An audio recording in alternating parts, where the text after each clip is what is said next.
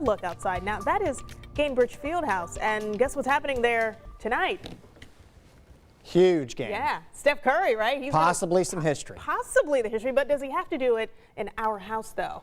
I think some of our fans probably wouldn't. Probably wouldn't mind seeing some history. Yeah. I'm okay if he does it here. So yeah, awesome. Pacers on a winning streak, and of course, again, all eyes going to be on this because. We know he's going to break it at some point. It's just a matter of when. I think he only needs 7 to snap it.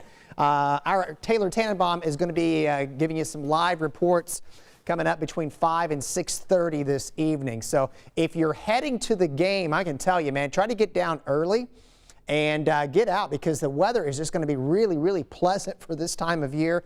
A light jacket. Heading home from the field house, temperatures in the 30s. But if you're going to be down this afternoon, we're going to be in near 50 plus. We should be there here in the next couple of hours. We're forecasting at least 51. Our average is 41. Remember that number here in just a couple of slides because we're going to go way above average here in the coming days. So far, 5 60-degree days this month. We average roughly about a day, day and a half. The record for December in the 60s, 1889. We're going to tack on, we think, at least 2 more this week, and that should get us up to 7.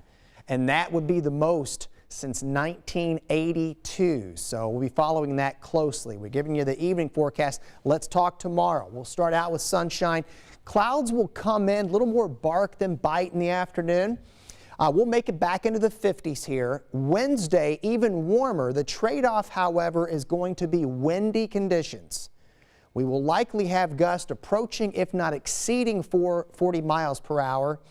And it is going to transport some unseasonably mild air. So we're going into Wednesday now. Got us at a high of about 63 degrees. That'll be later in the day.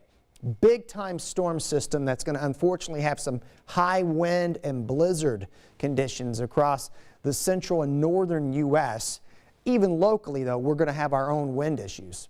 All right, so we'll have some showers around on Wednesday. We're going to have the wind around, and eventually we're going to get into some downpours and rumbles of thunder. I do want to stress that this is not like the setup last week that produced the severe weather, but we still could have some wind damage, even if we don't have thunderstorms, just from the system itself here. So Thursday's one of those days where we'll likely start in the 60s and then see temperatures fall getting into the afternoon and the evening here. And I mentioned the wind potential.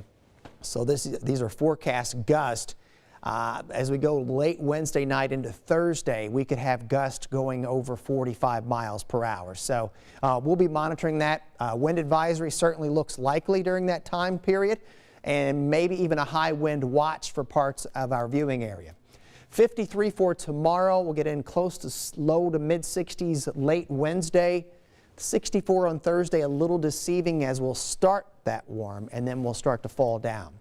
The boundary stalls out. We've got showers around on Friday, showers around to start Saturday, turning breezy, and then more of a chilly finish going into the second half of the weekend. Highs this weekend a little closer to 40, a little closer to normal.